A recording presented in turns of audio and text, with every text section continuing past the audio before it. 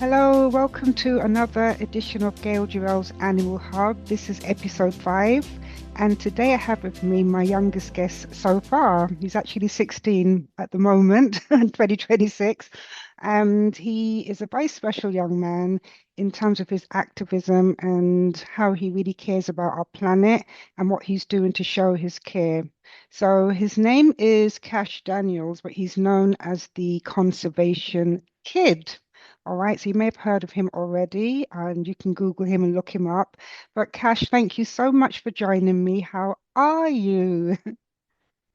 Yes, I'm very good, and thank you so much for having me. You're more than welcome. It's lovely to have you. I mean, I follow you on Instagram and I learned about you initially through a third party. So it was inevitable that I would try to get you on my show, just to talk about what you're doing because it's so important for our young people to be involved in these kind of activities. They're the future, it's a cliche, but it's true. You are the future. So Yeah. the more young people we have doing this type of work, you are actually a role model for others. Okay, so let's begin first of all, Cash, by talking a little bit about your background. You're called the Conservation Kid. How did that come about? And I know you told me off camera that you believe everything is connected, so you can also maybe talk about that after you've introduced yourself. Mhm. Yeah, I am the conservation kid. And I got that name when I did a lot of craft fairs back in the day, doing recycled materials like making straw pouches and just things to prevent you from using plastic in your everyday life. And people just started calling me the conservation kid. And we were out on cleanups, out on the river, and people walked by and saw me out and cleaning up trash. And then they're like, oh, this is like really cool. And then they're like, kept calling me the conservation kid. So then it just sort of stuck. Yeah, I love the name, the Conservation Kid. It suits you. And Yeah, a lot of people have told me I may need to change it here soon, but I'm sort of branded now. yeah, well, I mean, you're 16, so maybe you can transition to the conservation something, but Something. yeah, something, yeah. But yeah, you will think about that as and when the time arises. Right now, you're the conservation kid to all of I us. am. Yeah, so you had mentioned you found a straw on the beach. How old was you? When did you actually start to begin this journey into becoming so concerned about the planet and how we take care of it?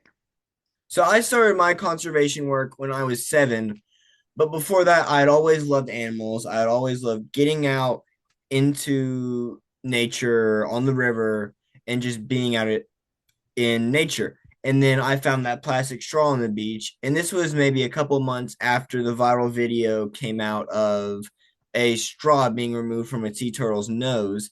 And then Yeah. that sort of stuck with me because, like, seeing what this piece of plastic was going to do if I didn't pick it up and what I can do to prevent it really helped shape my view on conservation. And once I found that plastic straw, I came back to Tennessee. We were out on a vacation at the beach. We came back to Tennessee, and then I just started doing river cleanups with my family, just getting out and just picking up as much trash as I could. So what I really like about this journey that you've had is that not only was you conscientious and aware, through the education and this viral video of the sea turtle with the straw, but that you actually not only began the recycling and the cleaning up, but you found a constructive way to use this material so that you changed it into something negative, into something positive. Can you tell us Mm-hmm. about that transition, how you started to do the recycling and build on this? Yeah, I started recycling again at a very young age. I was maybe 7 or 8 when I really started doing this, but I started like recycling here at my home and just trying to get my family to start recycling all our trash and plastic here. And then once we got that going, and I kept finding some of the same things out on cleanups, like glass. We found a ton of glass. So then I Yeah. started to make wind chimes, Wow. and I actually run a recycling company. I call it a company, it's a project, but I pick up aluminum cans from a dog park, a nursing home, and many other places. And I get paid for recycling this aluminum. Right. There are And many places, yeah, in Tennessee and all over the world where you can get paid for aluminum. And it's in the thing about aluminum is that I'm a huge advocate for aluminum. Like we should transfer all our plastics into aluminum because they're infinitely recyclable. right. Okay. Wow. Infinitely recyclable. I love that word. Yeah. So we've covered how you began, and you're from Tennessee, and you are really kind of like passionate about what you're doing. I know that you're also kind of very drawn to water, the waterways, and you see this as an important part of your mission. So can you tell us how this ties into your overall vision and what you're doing in that area as well?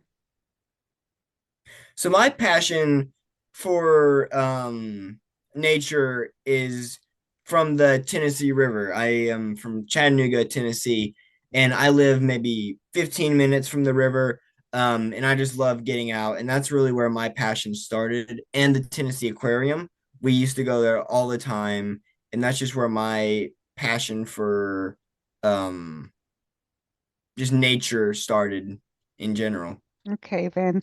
And you had told me that the waterways are linked to the wider ecosystem. That's one of the reasons why we need to protect our rivers, our lakes, you know.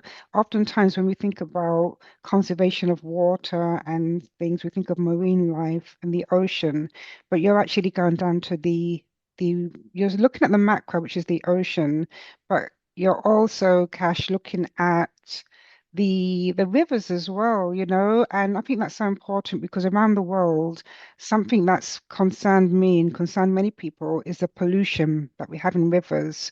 I realized recently in France, I think it's the River Seine, but people for the first time in a long time are now able to bathe in those waters because Hmm. beforehand it was really, really polluted. You weren't seeing fish or anything because they were Yeah, keeping away. So now that, you know, European countries and countries further afield are now realizing the importance of rivers being clean because it feeds into the ocean and so forth. But also it brings in wildlife.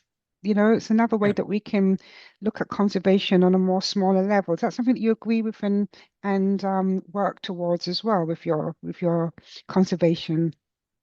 For sure, I think doing conservation anywhere is a good thing, whether it be on the ocean, the rivers, the mountains, the valleys. It doesn't matter. As long as you're getting out there and picking up trash, it you're making a difference. And for Yeah. me, I try and do my main conservation work on the river, not just because that's where I live, but because the Tennessee River in particular is the most polluted with microplastics than any other river tested in the entire world. Wow. And I Wow, learned that wow. when I was maybe 9. So that is when I really started to see the issues and try and stop them. Yeah, so you're not starting small, are you, Cash? I try not to. Yeah, and I imagine as well that you've already made quite a immense difference, you know, where you live, because you're not doing this on your own. You said that you have your family involved, and I'm imagining by wider extension the larger community. So can you see people changing already in terms of how they view their environment in Tennessee? Oh yeah, oh for sure. In Tennessee, I think we have a very environmentally conscious state, and even our government is very aware of conservation. I know many, many people who are starting their own projects just in Chattanooga. I know Yeah, many, many people who are doing their own thing to try and help save the planet. And another thing that I think is really amazing is in Tennessee, just last year, we added 5 new state parks wow. in the Park Service. And that is something that I am really proud of, is that I am part of a state and that cares so much about nature and conservation. Yeah, that's absolutely beautiful to hear. And five is tremendous. That is really awesome. So I hope that they can thrive, and I'm sure they will do with the kind of work that you're doing and others. So I'd like us now to touch on something else that we talked about off camera, which is the food chain and also ethical, how the food chain is important, which again goes into the conservation work Mhm. and how that feeds into the ecosystem. I hope I've explained that in the right order. Yeah. But you can elaborate for our listeners. Yeah, I think the food chain is something that a lot of people don't think about that they really should. Because when an animal, say a fish, ingests plastic and then a bigger fish eats that, and then a human eats the fish, they're ingesting that plastic, which is something I think a lot of people don't realize is that they are eating plastic no matter what they eat.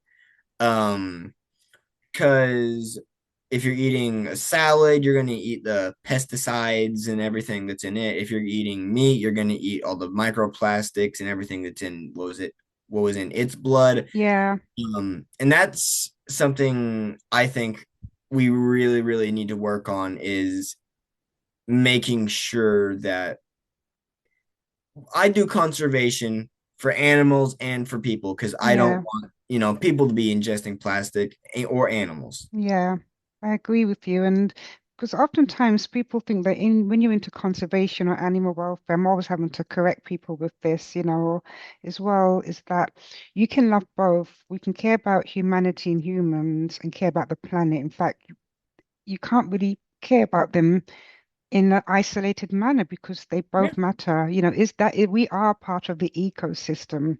So I love exactly. that. Yeah, I love the fact that you're actually very much aware of person's health when they're kind of consuming these Mhm. products, these foods rather, and the long-term effect that this can have on their health.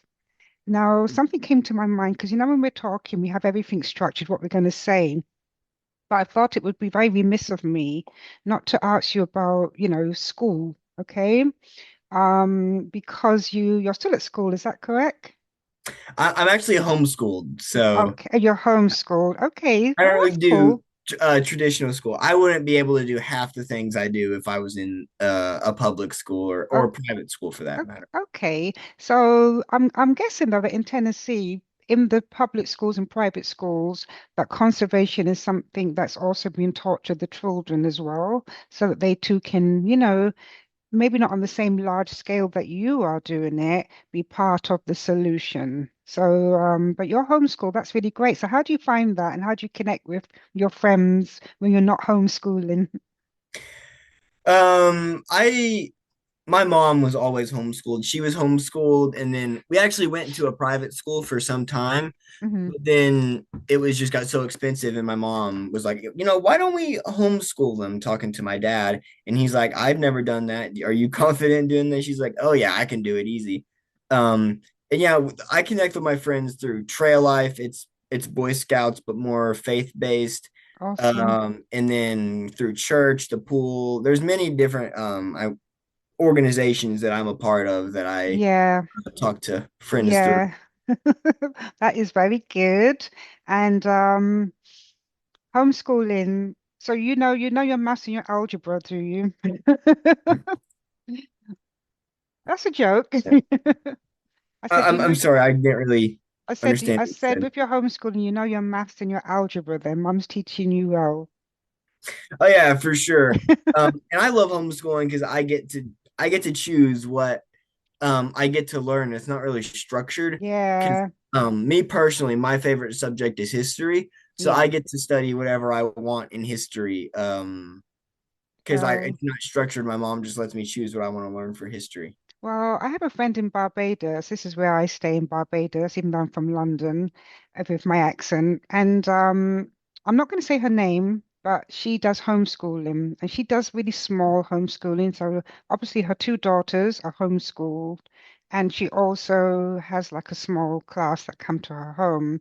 But what Hmm. I love about what they do is that they actually go out into the environment. So they will go to gullies, they will go to the beach.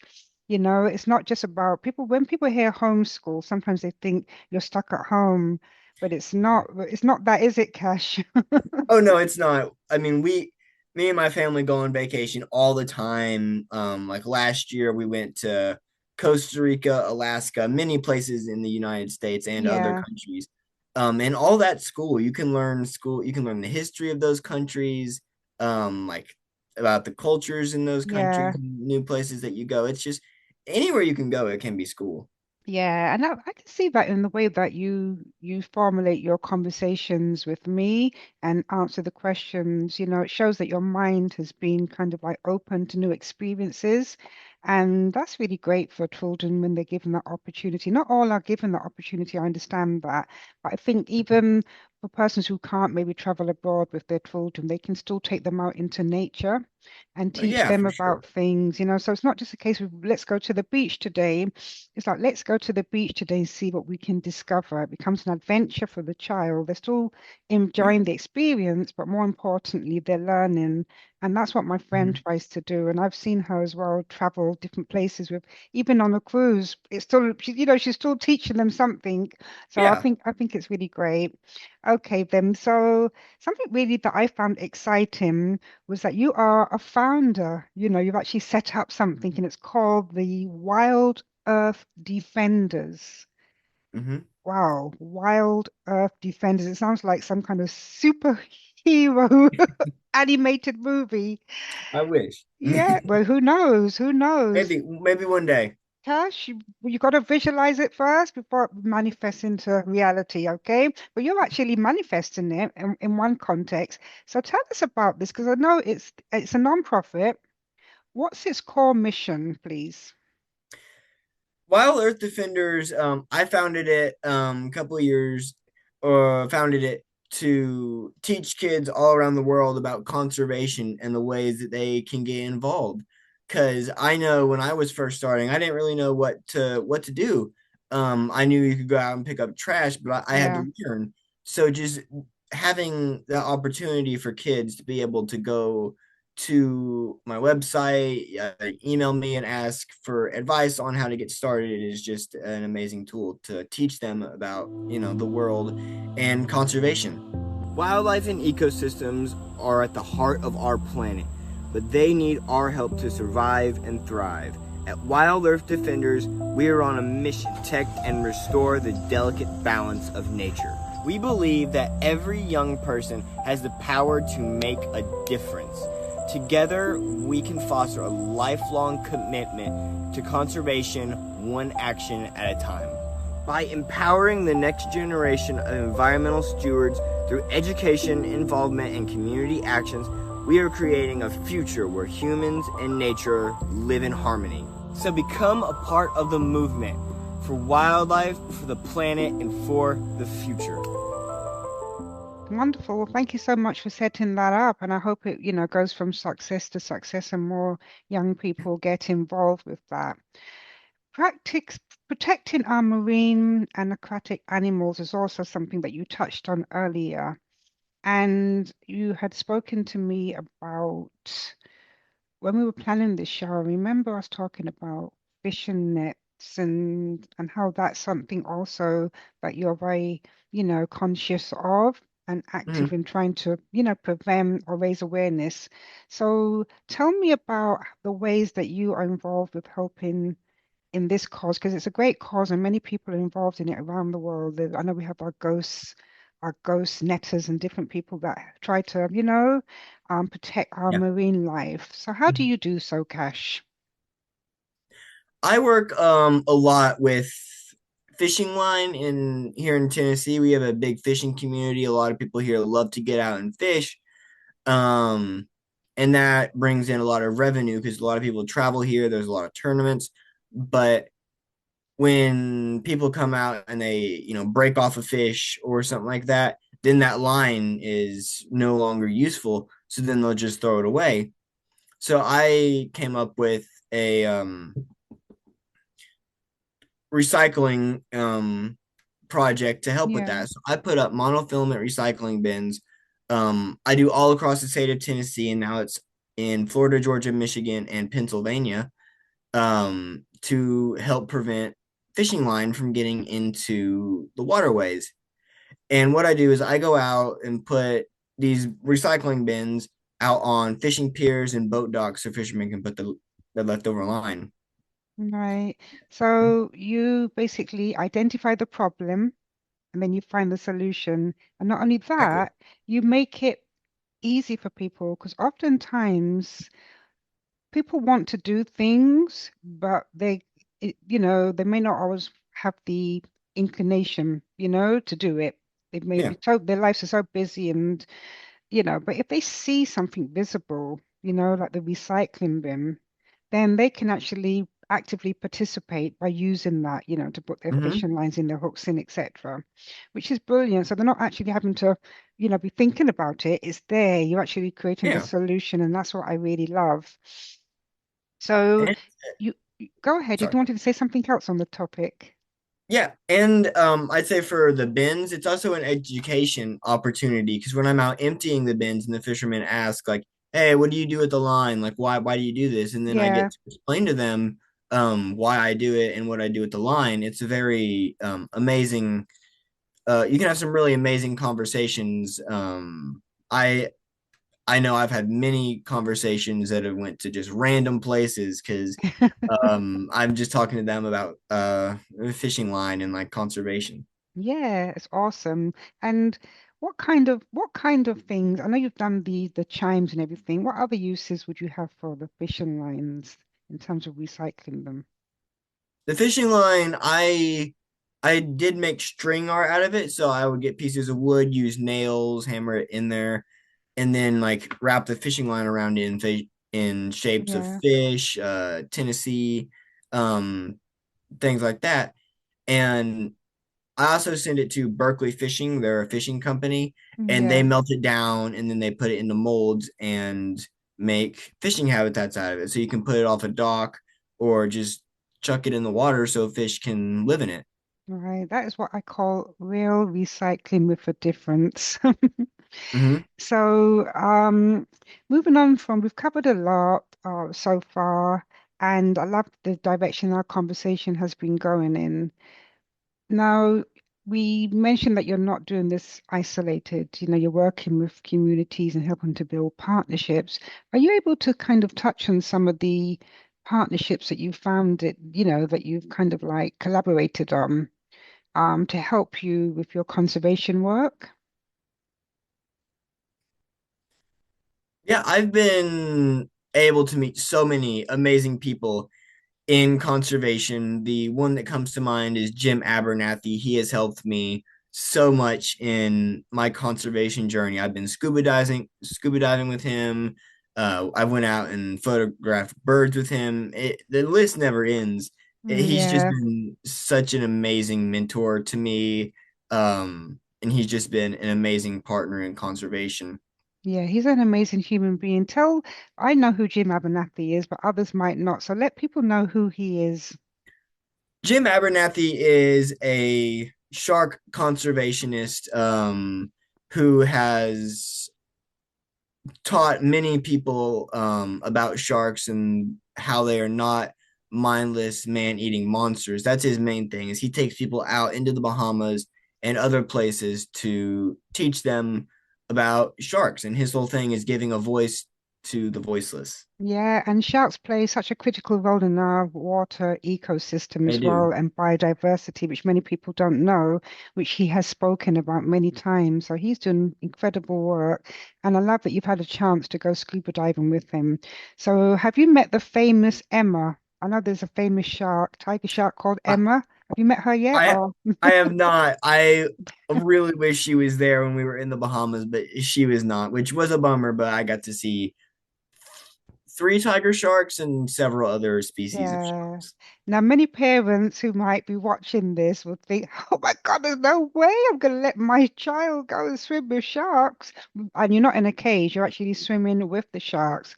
But Oh yeah, I, it's free diving, yeah, no it's cage. free diving. And I know that Jim He's a very he's been doing this for a long, long time, and Very long time. there's many do's and don'ts as well with when you're going into the water to swim with sharks. You don't approach them, he says. You let them come to you, and but one of the things that he does, which I know you would be very much aware of, is he also removes the fishing hooks because He does. again, yeah. Yeah, and that's something that's very important because if those hooks remain in the shark's mouth, then that is just something that'll rust and get infected and things like that. So having those hooks removed is a very important thing. Yeah, yes, that's another area of conservation that you're involved in, land Yeah, and sea. So we're looking now at your youth leadership. You know, you are a leader, and you're a leader for the youth. Now you've also been recognized, well deserved as well to be recognized for your work. So what are some of the recognitions that you've received or been nominated for? I've been nominated and awarded with many many awards. The one that comes to mind is the hold up, which one was it? It was the CNN Young Wonder Award. I actually flew up to New York last year to accept that award. And it was really cool. I got to meet Anderson Cooper, go on CNN, Wow. meet the um vice president during the I think it was the Clinton administration, Al Gore. Wow. He was a really nice guy. Everybody was super nice. And And was yeah, it you? Oh, I mean, I personally would be like nervous and like really anxious. And my gosh, I'm being meeting all these people and I've seen them on telly and now I'm meeting them. They're giving me an yeah. award.